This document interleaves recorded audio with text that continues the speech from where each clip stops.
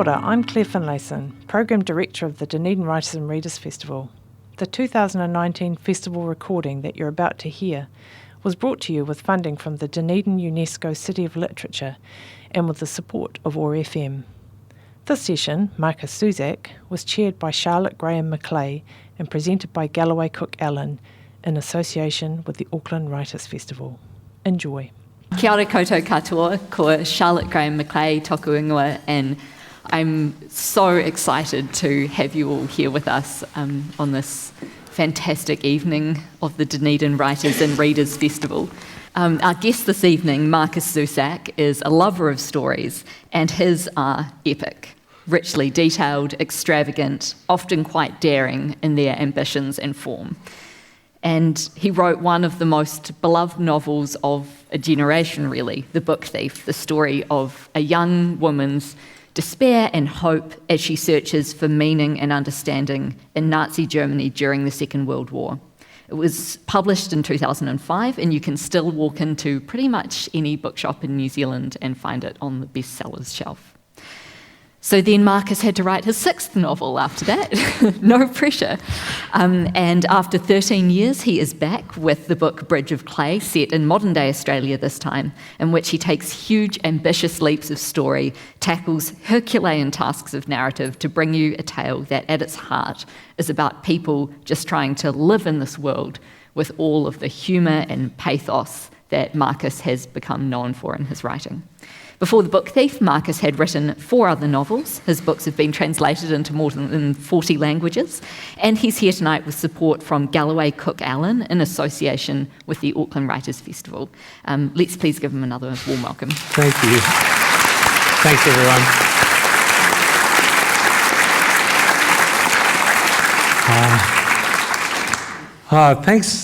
Thanks for having me in this city, in this part of the world that it's just beautiful here. It is, it's the sort of place I'd want to live. And I ran down to the beach today, I ran to St Clair and just loved it and sort of just fell in love with it. So I don't want to say something really ridiculous like, I'm sure you know how lucky you are, but it's great to be here. And just 2 things. It's not housekeeping. It's more just, firstly, I'm just so grateful that you've turned up. Because it's every writer's got at least a top 20 humiliation stories, and one of my favourites is I went over to Margaret River when my first book, so in Western Australia, I'm from Sydney, I got sent over to Margaret River to do my first ever reading in a library at Margaret River Library. Got nothing against Margaret River, by the way. And I went over there, and of course everyone said, oh, it's such a such a great town, everyone loves the arts here, everyone loves books, such readers. And of course, I got to the library to do the event and no one turned up. And that's not even the best part. The best part is that the librarian still made me read from my book. Just to her, all right? And that's where you just think, God, now you just go, no, I'm not reading we're going to the pub, all right? And actually I am lying, there was a guy reading a science fiction or a fantasy novel up the back, and every now and again he would interject with something and then he'd get back to his book. So that's how grateful I am that you're all here tonight. The second thing was, I know Claire just said to me, Simon, wherever you are out there, I am keen for a surf tomorrow, but just don't expect me to be a good surfer. All right, now we can move on. Okay, excellent. So one of the things that I'd ask Markus, because the Bridge of Clay is so distinct in its tone and style and language, was whether you could set the scene by reading a little bit for us, which you've kindly obliged. Yeah. And you've brought the book, but I actually think at this point you could just about do it without the book, right? Like, you know every word of this book. Oh my God. Well. I mean, I'm not going to make you, I'm just saying. I think, actually, I slept until... I'm an early morning person, but I slept until 11 o'clock this morning, and I think it's because I didn't realise just how much this book had beaten me up and how sort of all the bruises but not in that way that you think, in an angsty kind of way, but it's taken me a little while to recover. And I saw photos of myself when it first came out, last November, and I just looked really tired and then people's reactions to the book, and people who want it to be the book thief, and people who just want, and then again, some, and you never want to blame readers, and I certainly don't, but then it's a book that reveals itself quite slowly, and you spend the whole book coming to understand Clay and why he is the way he is, and so I don't know where I was going with all this, by the way, but I'm just putting off reading. So people often ask me, why did it take so long? And what I realise now is that after The Book Thief, the challenge of that book was I thought no one would read it. I thought this book's going to die without a trace. I mean, I imagine someone reading it, and what if by some miracle they liked it? They would say to their friend, "Oh, you got to read this book." Well, I mean, the friend says, "Well, what's it about?" And you say, "Well," in case of The Book Thief, she says, "Well," or he says, "Well, it's set in Nazi Germany. It's narrated by death. Nearly everyone dies, and it's 580 pages long. You'll love it."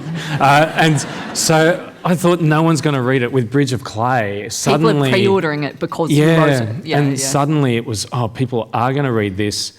Can you write it? Will you write it? And it was a different game altogether. And so it was 13 years between books, and which was, I sort of realised at some point that I was kind of writing for the world championship of myself. That's what it felt like. And the classic thing, so before I read, I'm just going to tell you, I have 2 kids. I mean, I live in a house with 2 kids, 2 cats and 2 dogs, and my wife and I are up against the rest.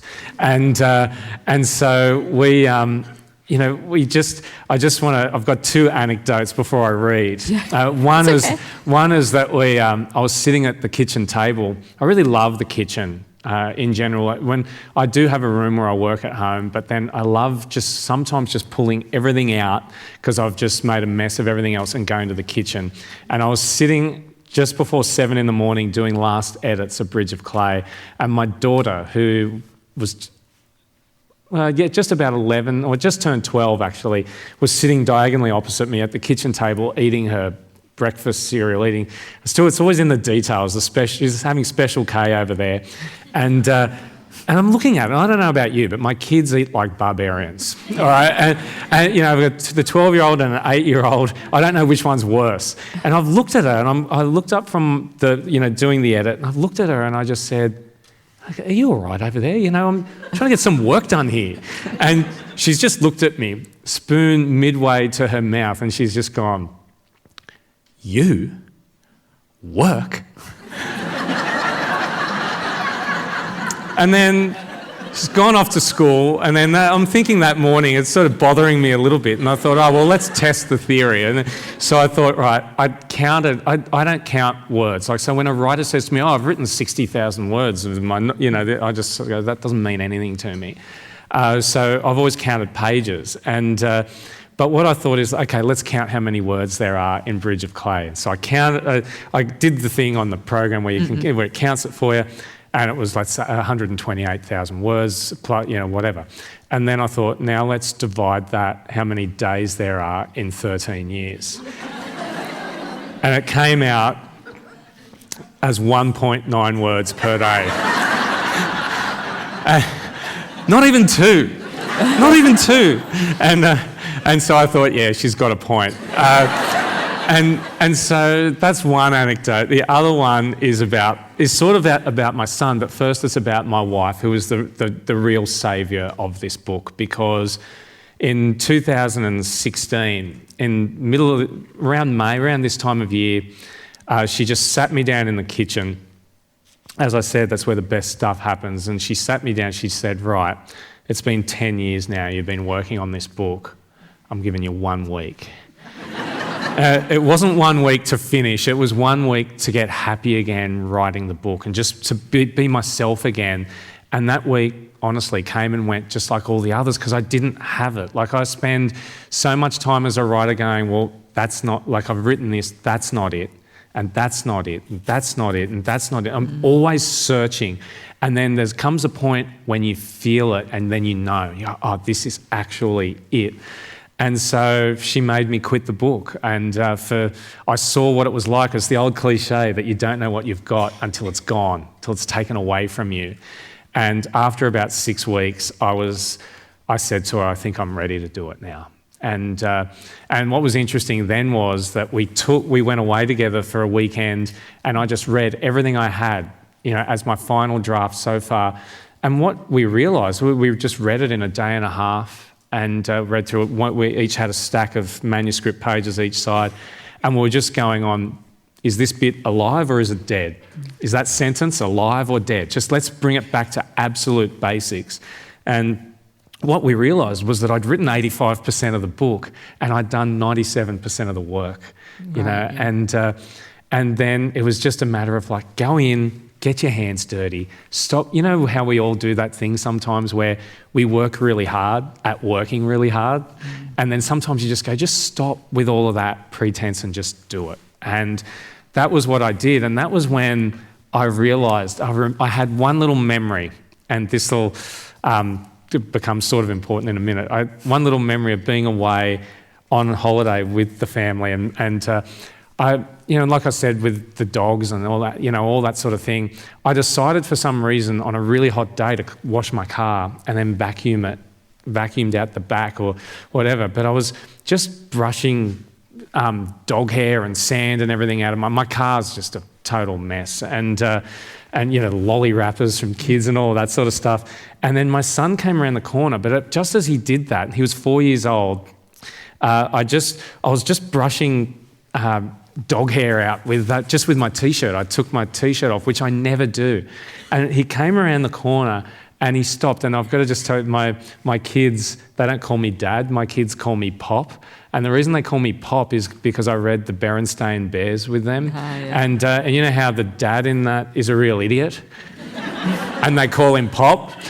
So my kids started calling me Pop. And so he came around the corner and he stopped. He saw me dead in his tracks, and he looked at me without my t-shirt on, and he's just gone, hey Pop, what are you doing here in just your nipples? And I thought two things. I thought, that is genius. Not that, and I don't ever say my kids are gifted or anything like that. They're not. They're just normal good kids, really. And of course the second thing I thought was, I might be able to use that. So now I will read. Sorry, I just went on and on and on. Let's see. He did tell me he would do this. Start with 15 stories and we'll get to the end of some of them. So I'll just read a little bit about where we see the Dunbar family, where Clay has four brothers. He's the fourth of them out of the five, and we see their parents, and we see them as a family for the first time. And this is pretty much everything. This is Clay's life from the beginning. Once in the tide of Dunbar past, there were 5 brothers, but the fourth of us was the best of us, and a boy of many traits. How did Clay become Clay, anyway? In the beginning, there was all of us, each of us our own small part to tell the whole. And our Father had helped every birth. He was first to be handed to hold us. As Penelope liked to tell it, he'd be standing there, acutely aware, and he'd cry at the bedside, beaming. He never flinched at the slop or the burnt-looking bits as the room began to spin. For Penelope, that was everything. When it was over, she'd succumb to dizziness. Her heartbeat leapt in her lips. It was funny, they liked to tell us, how when we were born, we all had something they loved. Me, it was my feet, the newborn crinkly feet. Rory, it was his punched-up nose when he first came out, and the noises he made in his sleep. Something like a world title fight, but at least they knew he was alive. That was also the birth of my son. His nose came out sideways across his face, and we said to the doctor, have a look at his nose. And the doctor leaned in and he's gone, oh yeah. He reached out and he went, oh. And then it was straight. And we went, how good's that? Anyway, sorry. Couldn't resist. Henry had ears like paper. Tommy was always sneezing.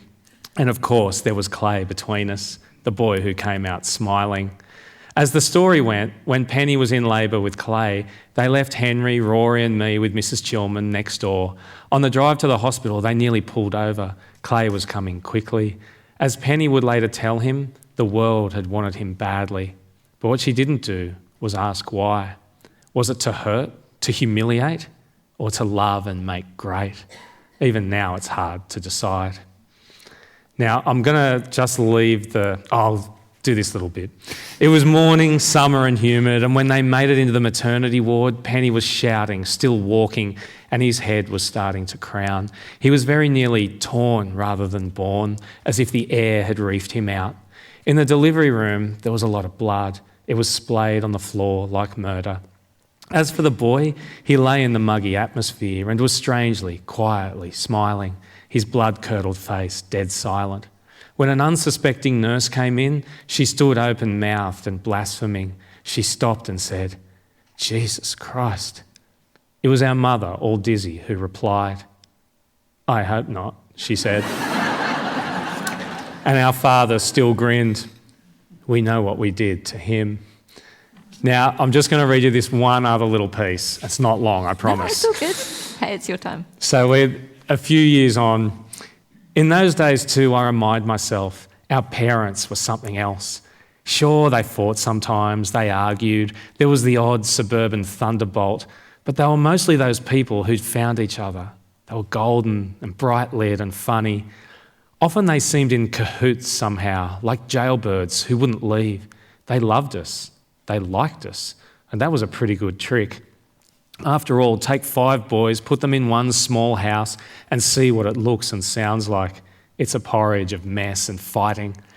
I remember things like meal times and how sometimes it got too much. The forks dropping, the knives pointing, and all those boys' mouths eating. There'd be arguing, elbowing, food all over the floor, food all over our clothes, and how did that piece of cereal end up there, on the wall? Until a night came when Rory sealed it. He spilt half his soup down his shirt. Our mother didn't panic. She stood, cleaned up, and he would eat the rest of it shirtless. And our father got the idea. We were all still celebrating when he said it. "You lot too." Henry and I nearly choked. "Sorry? You didn't hear me?" "Ah, shit," said Henry. "Should I make you take your pants off too?" For a whole summer, we ate like that, our T-shirts heaped near the toaster. To be fair, though, and to Michael Dunbar's credit, from the second time onwards, he took his own shirt off with us.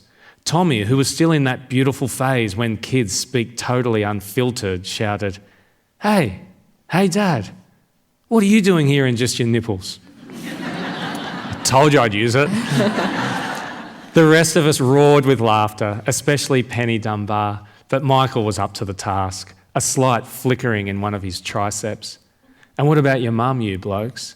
Should she go shirtless too?" She never needed rescuing, but it was Clay who'd often be willing. "No," he said, but she did it. Her bra was old and scruffy looking. It was faded, strapped to each breast. She ate and smiled regardless. She said, "Now don't go burning your chests." We knew what to get her for Christmas. It's funny, like the last little comment I'll make about that is it was really bothering me. I'd used the word broken a lot in the book, and that was the original description of her underwear, was that it was broken looking. And then I just went, what is it? Why? I couldn't get the word. But I worked and sort of worked on it. And then one morning I woke up and I went, scruffy. And it was just exactly right, because it took me immediately. Sometimes you know you've got the right word when your mind reels back to the moment when you've seen it. And it reminded me of what our old Hills hoist used to look like, you know, with a big family and all the underwear up there, and it was all stringy and shitty and, you know, scruffy.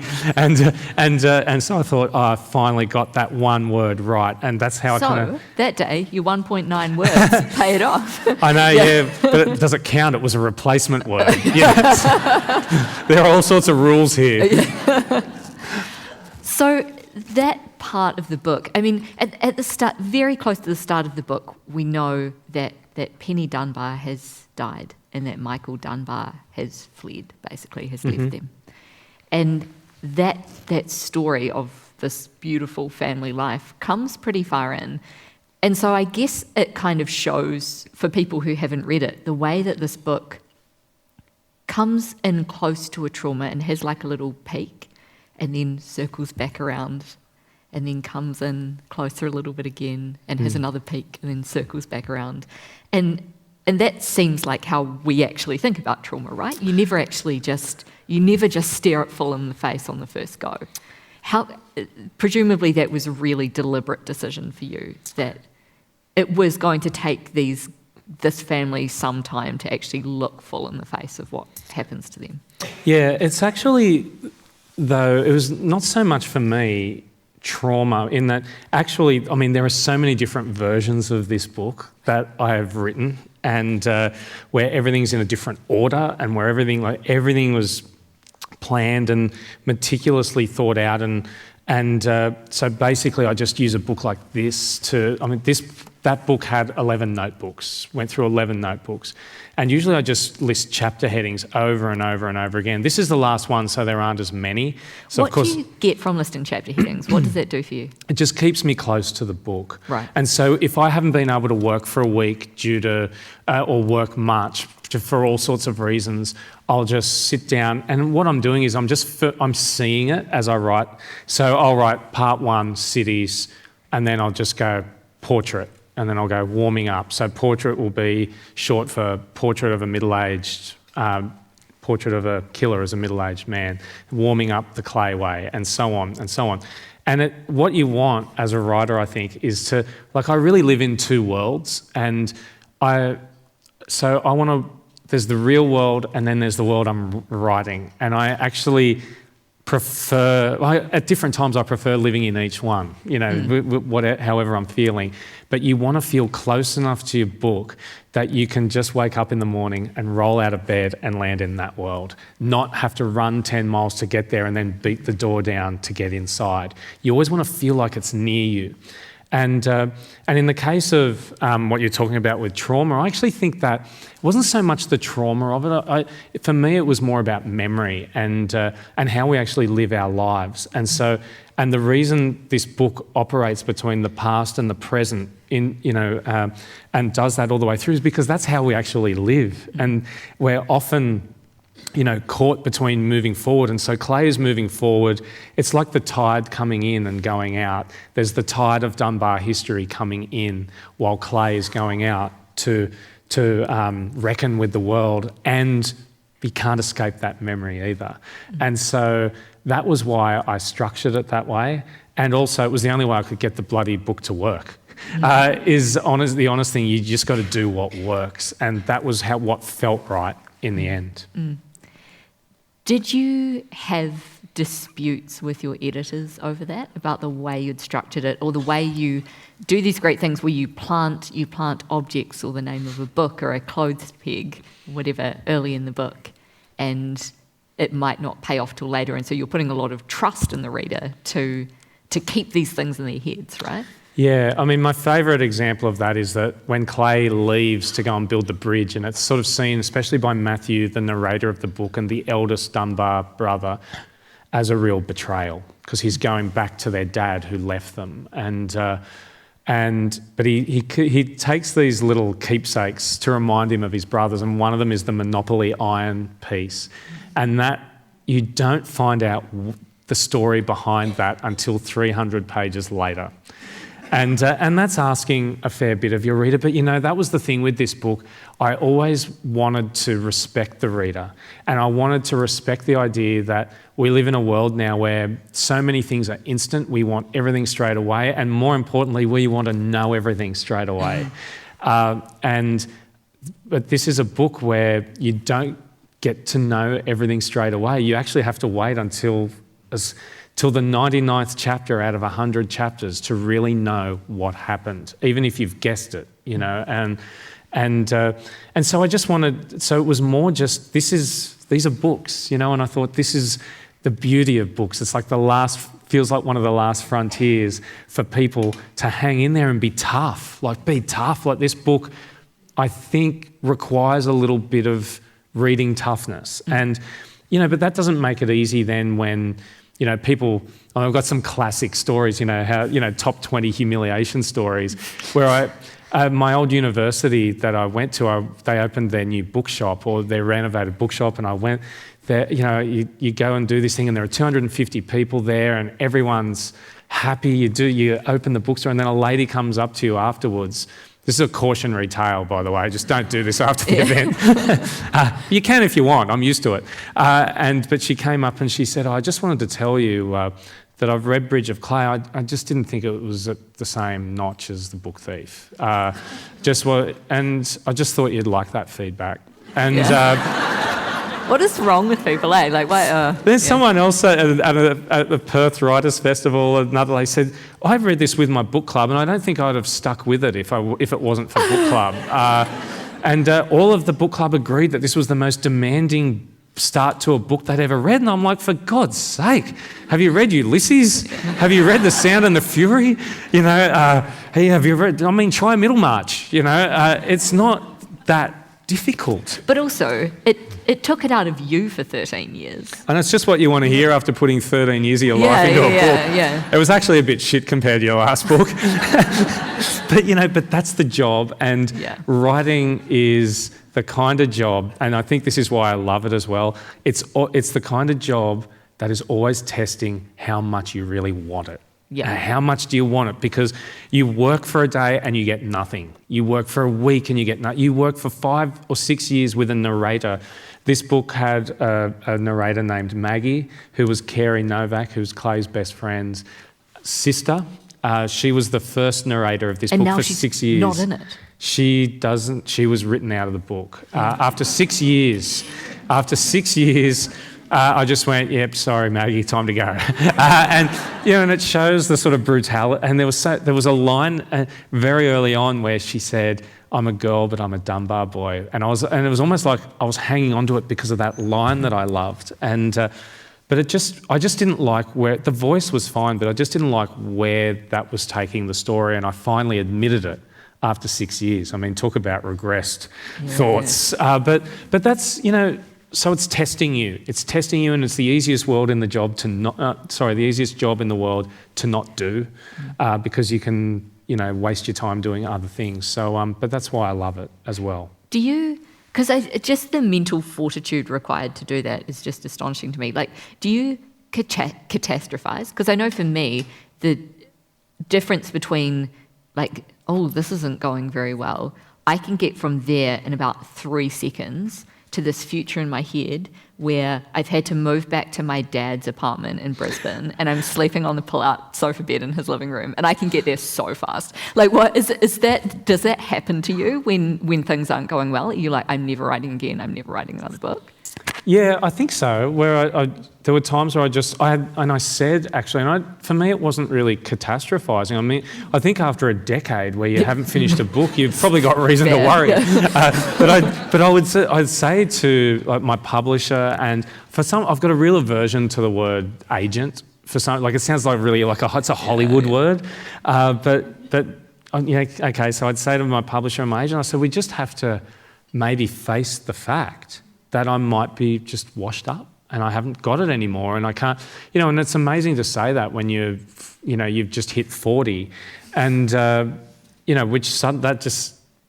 where some, like Annie Proulx didn't start writing till she was 55 years old, and she wrote the shipping news, and so I just sort of had, it was more of a kind of moment of realism where I just had to face that, and that was the first step to sort of going, all right, well, just, pull your finger out and do the job and stop worrying. So sometimes my motto is just, you can work or you can worry. So, you just feel so much better when you work, even if you get nothing in a day. It's better to end up with nothing after a day of writing than end up with nothing after a day of worrying. It just is, because at least you've done something and you've exercised. It's a bit like going for a run or whatever. You just feel better for having done it. I wondered how much of that had been from the weight of having written The Book Thief first. Like, I read this fascinating interview with Christos Tsiolkas, who wrote The Slap, which some of you may have read the book or seen it was a mini-series, right?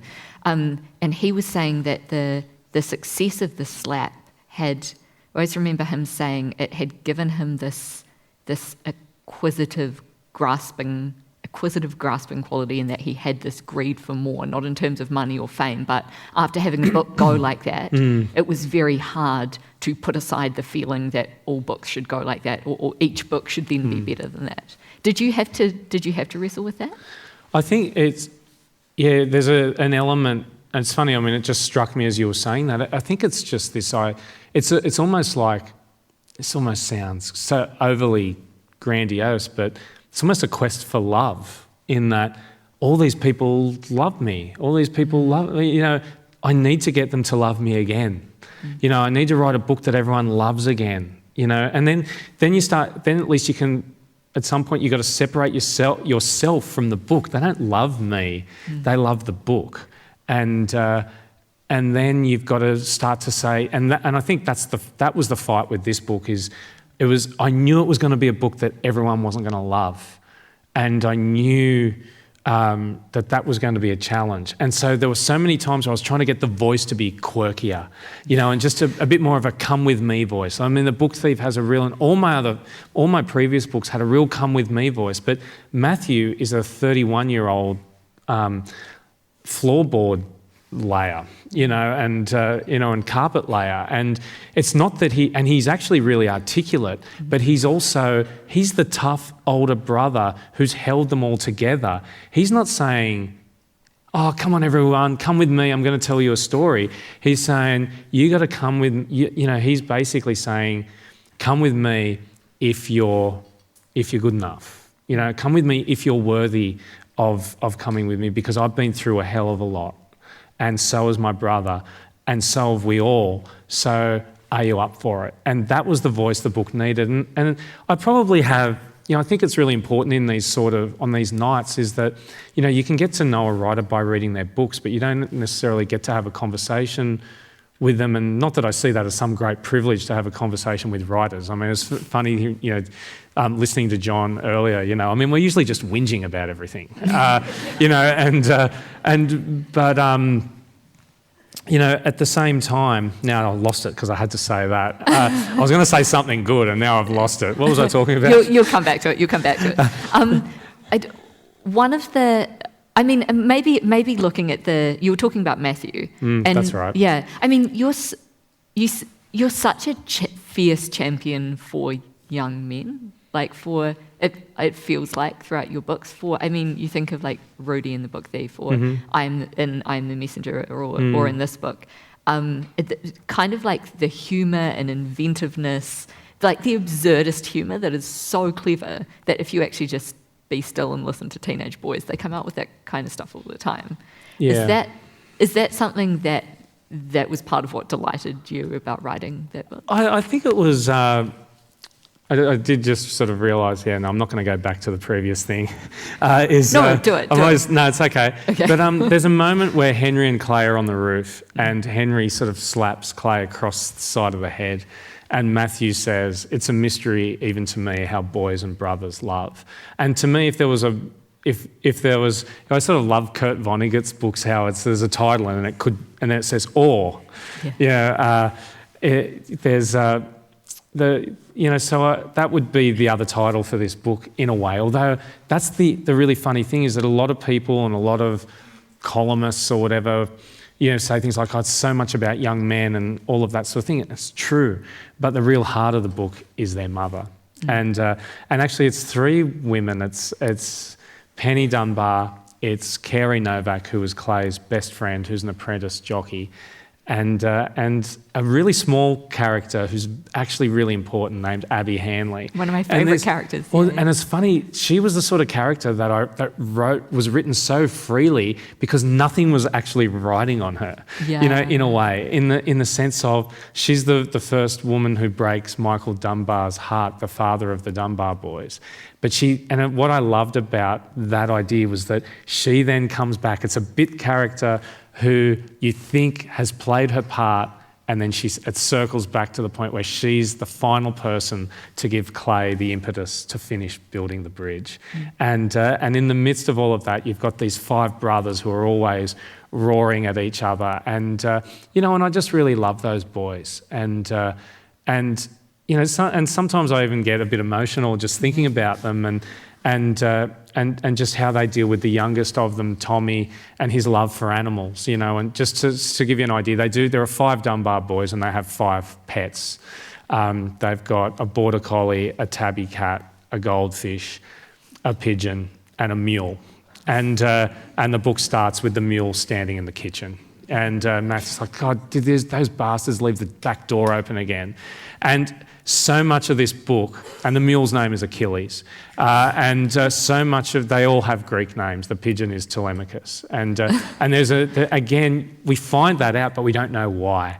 And the whole first part runs through, and we find that there are these animals with these ridiculous names, and the goldfish is Agamemnon, and so on, and it all just, why have they got these names? And then you get your first clue in the second part where it says that Penelope Dunbar, who was originally Penelope Leshushko, and she grew up in the watery wilderness of Eastern Europe. And the watery wilderness is one of the lines that's repeated in both the Iliad and the Odyssey.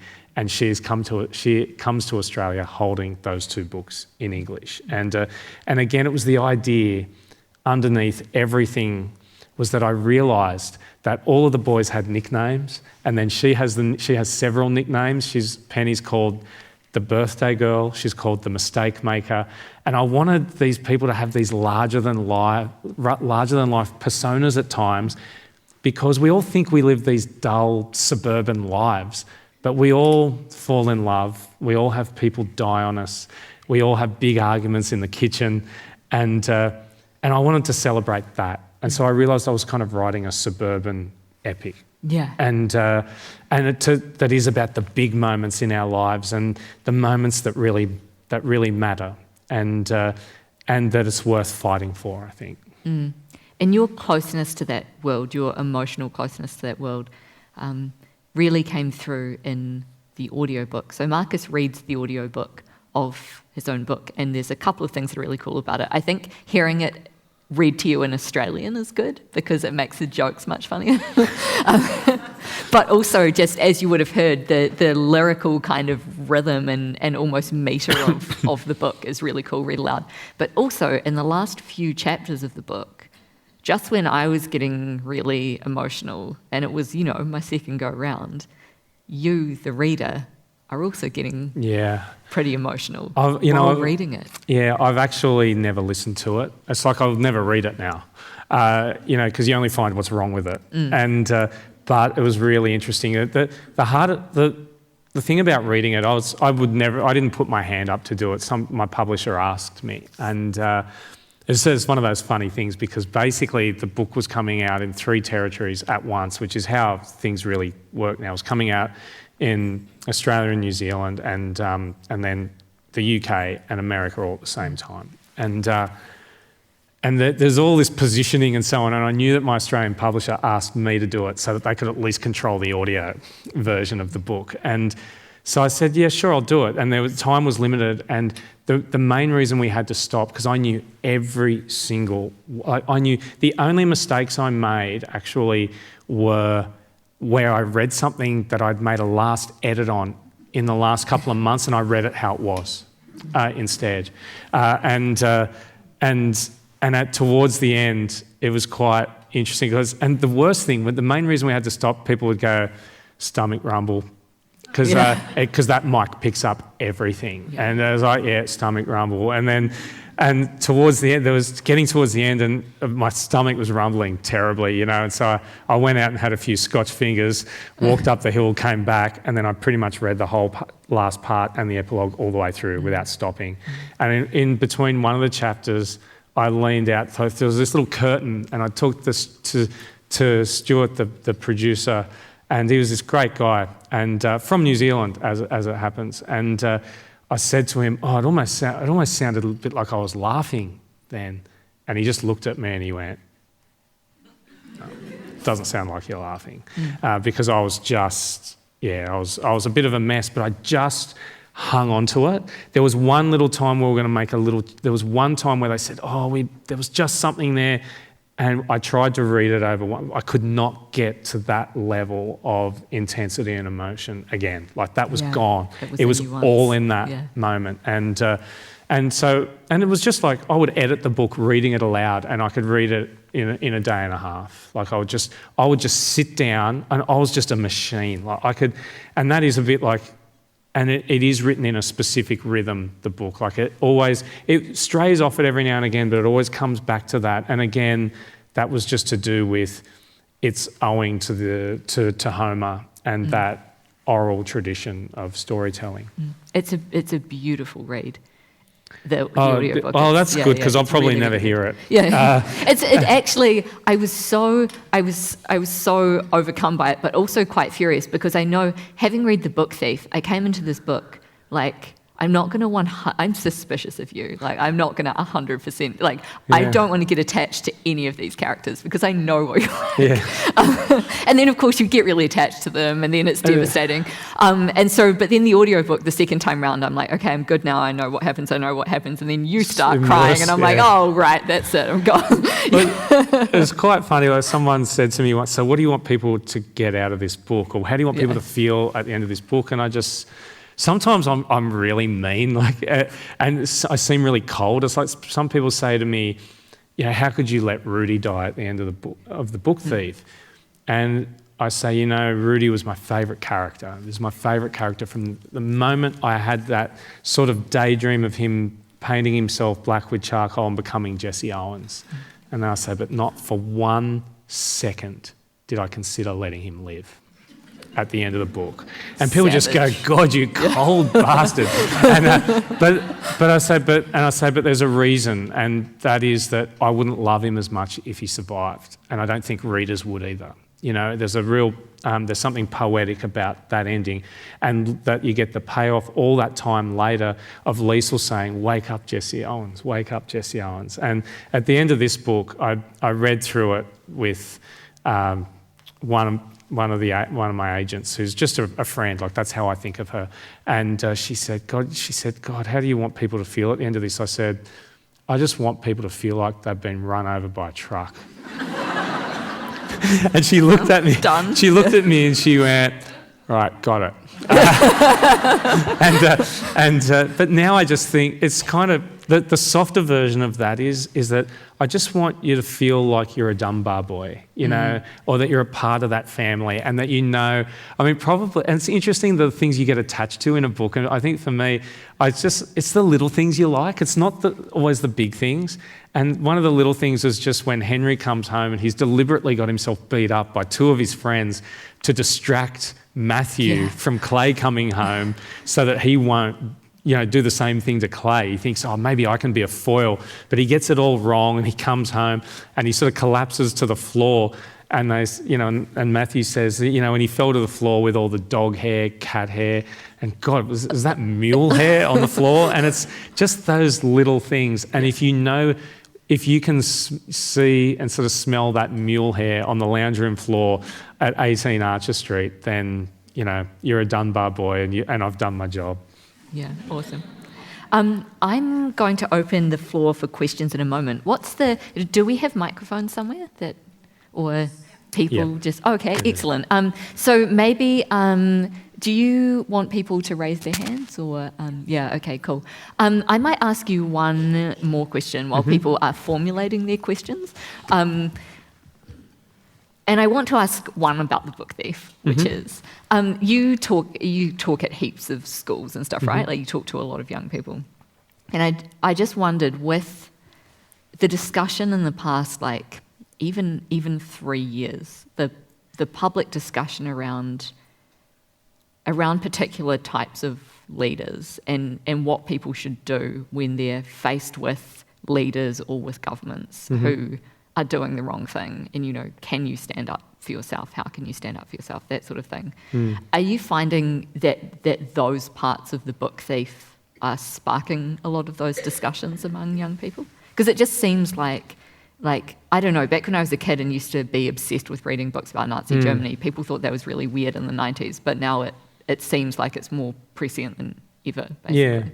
Yeah. I mean, again, sometimes, you sit up here and you get asked a question like that, and you want to sound better than you actually are, or you want to sound, you give an answer and you go, that's actually not even the truth. And so usually in that situation, I'll say, I don't know. But what I would say is, like, it's been asked every now and again, a couple of times. And so I think, like, the way I've always approached, my life and things in general is just that common decency between each other. And to me, that was to me more what the book Thief was about. And the metaphor, especially in part 8, where in part 2 is called The Shoulder Shrug, where Liesl steals a book called The Shoulder Shrug. And the idea of that book is if everyone shrugs their shoulders enough, you end up with someone like Hitler, but then in part 8, you've got it's not the standover man, it's the word shaker story. And that's where the little tale is that this guy comes into town and there are all these forests of trees and they've all got Nazi symbols on them and they're full of words that Hitler has sort of cultivated, and he's the one person who's able to chop one of the trees down, and that's the tree they walk on. And that's the world that is here, that is you and me.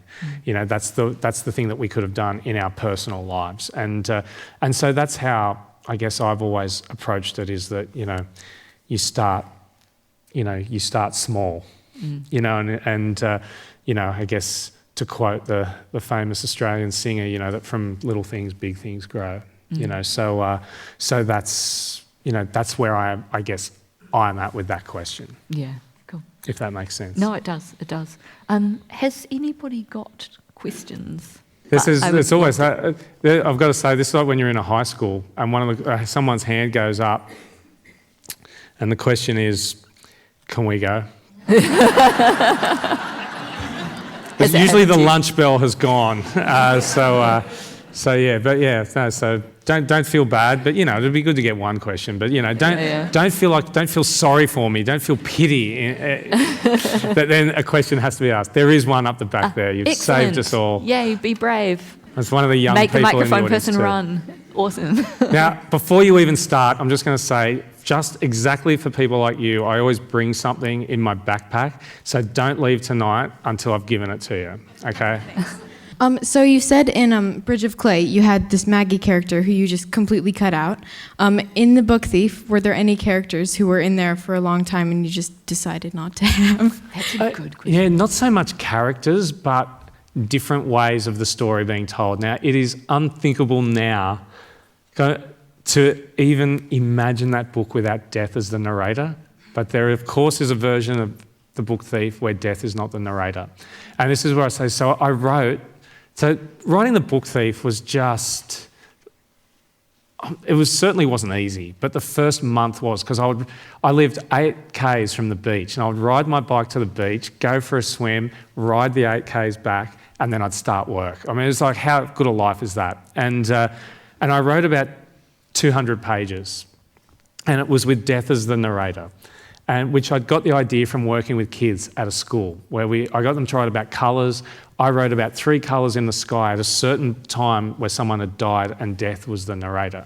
And I thought, I'll just throw that into that book that I'm setting in Nazi Germany. Honestly, people think there's always a deep idea in your best sort of, strain in a book. It's never like that. It's always something offhand. And see how long I'm answering this question, just in case there aren't any more. Hanging on to it. Anyway, no, this is what I would normally do. Anyway, so I wrote Death as a narrator. I was loving it. I was just alive. I was writing the book. And then I read it in February and I went, that is just appalling. Like, there is something devastatingly wrong with this. And so I had a problem. And it's the thing I say I said it to the school group yesterday. I said, people think writers, you've got to have a great imagination. You don't. You just have to have a lot of problems. And the problem is where your imagination is. And so I had a problem, death wasn't working. So I did the drastic thing, which was I went, right, get rid of death. Liesel's going to tell the story. Now I had a new problem. The new problem was that despite my German and Austrian background, Liesel was the most Australian-sounding German girl in the history of books. All right, now I've got another problem. So then I went to third-person narration, which was everything I was trying to avoid in the first place. And then I went to a sort of a children's book conference down in Hobart, and I was sitting on the back step in Coles Bay, so a bit north, and I was sitting on the back step and I thought of the last line of the book, which was in homage to the last line of A River Runs Through It, which is, the last line of that book is, I'm haunted by waters. But I just thought, I'm haunted by humans. Sorry, I just told you the last line of the book if you haven't read it. Sorry, that's the last line of the book. Yeah. It's been out for 13 years. I don't feel that guilty. All right. Anyway. And I went, that's it. That's it. It's just, everything you've been doing is fine, but it's just a little bit to the left. Death is actually afraid of us and for us. And that's how he's telling this story. He wants to prove to himself that humans can be beautiful and worthwhile and selfless. And that's how you write the book. And that's how all of the colour in that book and the colours in the sky, they're those moments of colour in such a terrible time. And that's why when people say to me, well, what is The Book Thief about? It took me about half a decade to figure out that this is what it's about. It's about the idea that in Nazi Germany, Hitler destroyed people with words, and this is a book about a girl who's stealing the words back. And she's writing her own story, and it's hopefully a beautiful story written amongst that ugly world. So that is a 5-minute essay in answer to your question.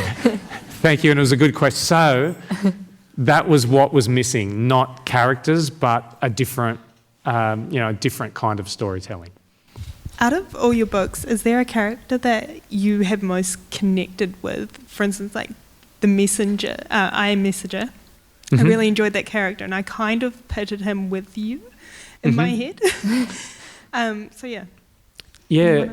Thanks for mentioning it. It's funny, one of the things about that book is that over the years, and I guess this is, now I'm going straight off on a tangent, which is I didn't let The Messenger, or I Am the Messenger in some territories, I didn't let that book be published in England for about 5 years because someone wrote a review on Amazon.com or something saying, I can't believe the genius that wrote The Book Thief wrote this pile of which is a bit rough. So were they from England? Was that? I don't know. Oh, okay. I didn't want, like the thing was, no one had ever heard of me before, The Book Thief. I had 4 books before it, and publishers were putting out my previous books as in, here's the new Markus Zusak book. And I didn't want that to be construed that way. And so now I look back, and I picked up The Messenger the other day, and again, this is what I wanted to say before. When I said, I forgot what I was going to say. What I was going to say is that, if I had a real criticism of Bridge of Clay, and because when it takes 13 years, you are hard on yourself. But it was a really tough book to write. It was really hard work, and I think sometimes that hard work shows. Whereas The Book Thief is a book, it was a lot of hard work, but it appears effortless. But then again, Clay is a sort of character his life has not been effortless. And I think so it suits the book, but it's what also makes it a bit harder to deal with. But no, Ed Kennedy definitely was me, at that sort of age where, I wasn't a cab driver, but I was at university and I was sort of going, God, I felt a bit like George Costanza, with no prospects and no real, not that I didn't have drive, I always had a great commitment to want to be a writer, but I always felt like I wasn't accomplishing anything. But my favourite characters are often, like my favourite character in The Messenger is the doorman, the dog. And interestingly enough, he was a a character out of a failed book about a writer, and the dog would just sit at the door, and every time the guy got up and went out, the dog wouldn't move, so the dog moved with the door. And it was a Rottweiler crossed with a German Shepherd, and he's one of my favourite characters. And I look back really fondly on writing my first 5 books, and The Messenger especially. It just was certainly not effortless, but I was young and I had nothing to lose. Yeah, you had the audacity to try some stuff. Like, I don't know what the statute of limitations on books is, so I'm going to be vague. But unlike Markus, who spoiled his own book earlier, the fact that you break the fourth wall in the other direction, where the author inserts himself into the book. Yeah. Like, it's one of those awesome things where you just think, how dare he? But it's fantastic. I know, heaps of people hated that too. Yeah. It's sort of... But why not, right? It was one of those things, it was that risk at the end of The Messenger that gave me the courage to then write The Book Thief and write it in the way that I did. So if I was to say, to conclude, the doorman, Rudy, and in Bridge of Clay, Penny. They've been my favourite characters to write, I would say, definitely. And I think there may have been a last question on this. Yeah. One. Oh, and another one.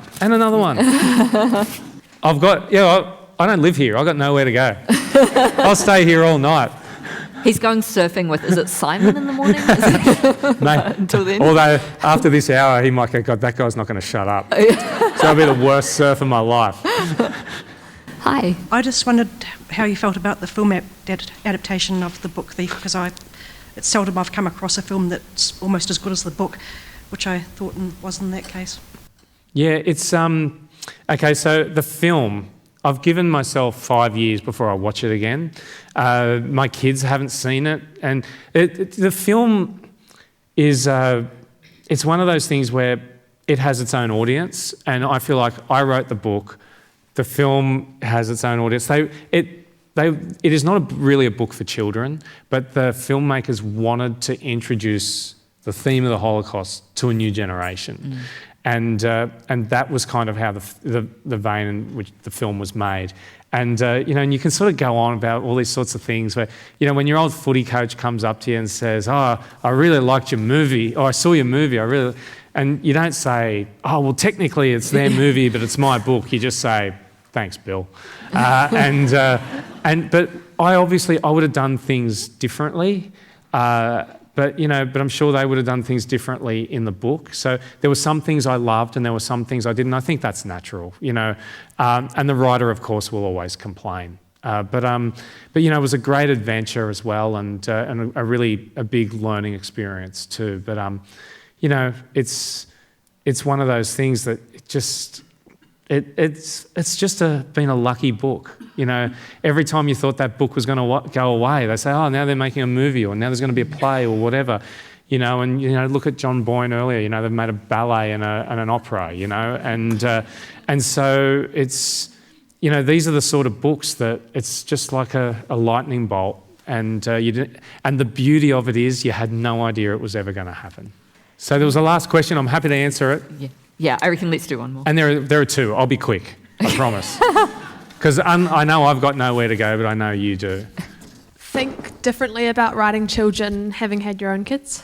Yeah, I think it became... I think it just became different. And I think it's not... I don't think I wrote children differently once I had children, but I think I've written parents differently. And I think... And that's why we go into the stories of Penny and Michael Dunbar in this book, in Bridge of Clay. I wanted to, where there are tragedies and where there are, say, divorces and things like that, often you just get a little bit of backstory, but I wanted to go into their lives. I wanted this to be a real world. I wanted to create, it's funny that you think of science fiction or fantasy novels that, there's this whole world building thing, but you do that in contemporary fiction as well.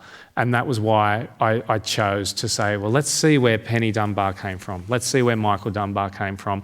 Because Clay is the sort of character, he's the sort of kid, I was that kid. I was the youngest of 4 children. And I think the reason I became a writer is because I loved my parents' stories. I was spoiled but not in the way, every spoiled child, it's like the beginning of, Anna Karenina, where, so all happy families are the same, but are alike, but every unhappy family is the same, is unique in their own way. And it's the same with spoiled children, according to them. And I was spoiled because I got to spend time with my mum and dad at an age that was actually meaningful. So I didn't get their attention from 1 to 10. Well, I did, but I didn't get it when I was really little, but I got it when I was a teenager, and I'd say to my mum, can you tell me the story about when Munich got bombed? I'd say to my dad, tell me about when you just went, Hitler Youth, that's boring. I'm going to go to the river and throw rocks in the water, And so I'd hear all of those stories, and I think that's how I became a writer. And I'm actually, it's one of the things, I'm not proud of that much of my work. I'm not very critical of it, but I've always sort of been proud of how I've treated parents. And, that the parents weren't just these idiots who didn't know anything, especially coming up through young adult fiction. My first 3 books, the Wolf brothers, Cameron and Reuben, they call their mum Mrs. Wolf because they kind of idolise her, they put her on a pedestal, and that's how I've always felt about my parents. So if anything, I've sort of gone that step further with Bridge of Clay. And last question. That actually follows on quite nicely from your last question, talking about world building. I'm curious, because what's always stayed with me about your novels is the characters, and I've always really just internalised them a lot and carried them with me. And I just wonder, when you sit down to start a new story or a new novel, what you have in mind? Like, do you just have a character? Do you have a story? What do you start with, and how much do you have to develop as you go? Yeah, that's a really good question, and it's a wise question, especially for anyone wanting to write. Is, again, I start to see the shapes of things first, and then I start to get a bit of an idea, and then I start to get and then the 3 of the things I think of first are the beginning, the end, and the title. And I've got those things, and sometimes I'm almost writing towards the title. But I know I'm not sure I know exactly when it's time to start writing. I'm very all or nothing. I'm very, I sit down and then I sort of go, right, now I'm going to do some planning. I'm just going to write. And then I will write a few things down here and there, and I start to gather things. But then I go, right, this is it now. Now you've got to write. And I just try to write the beginning. And I spent a little bit too long writing the beginning with Bridge of Clay. Yes. I think there was a time where I wrote the first page for about a year. On the first page. But yeah, it's I think it's just, yeah, there's a moment where you start to feel, okay, there's a spark now. All right, now let's start the fire, and then you write that first chapter, and it should be a joy. And then you do that because there are going to be problems down the track. And so I'll work on that, and then I'll say, right, now let's get to the next part. And I tend, when I'm writing my best, I tend to write in sort of 50-page sections or a part here or there. So I hope that answered your question. And if that's, anyone out there, this is and I think the last thing I can say is, because it's nice to round things off, is that anyone out there who wants to write, the one thing I would say, and it's not that I still don't know anything about writing, honestly, is how I usually feel. You start to write a new book, it's like you don't know anything. But the one thing I'll say is just to take it easy on yourself on your bad days, because you're going to have bad days. And also, and those days you just think, it's okay to watch movies. It's okay to do something else. Because what you're doing in that time is you're actually cultivating the iron will that you actually need to do it. And then there comes a day when you say, right, now it's time to do it, and you will. And so just don't be too tough on yourself. That's my biggest advice, because then it might end up taking you 13 years. So thank you. Thanks very much for having me.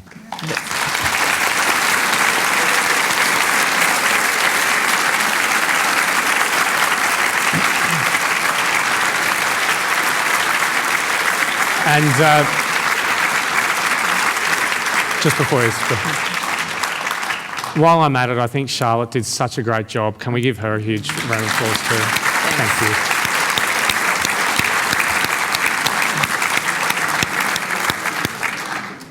And I want to also thank all of you very much for coming out this evening and for the fantastic questions. They were all really good. Markus will be outside. Am I pointing the right direction? I didn't come in these doors, so outside this way, that way. Markus will be outside in a moment signing books. You can grab one from the UBS table, which is also outside. And I would just like us, before we leave, to thank Markus very much one more time for sharing so generously this evening. Thank you so much, everyone. Thank you. This Dunedin Writers and Readers Festival recording was brought to you with funding from the Dunedin UNESCO City of Literature and with the support of OAR FM. The festival receives help from many corners, but we'd like to give special thanks to our major funders: Creative New Zealand, the Dunedin City Council, the Otago Community Trust and the Lion Foundation.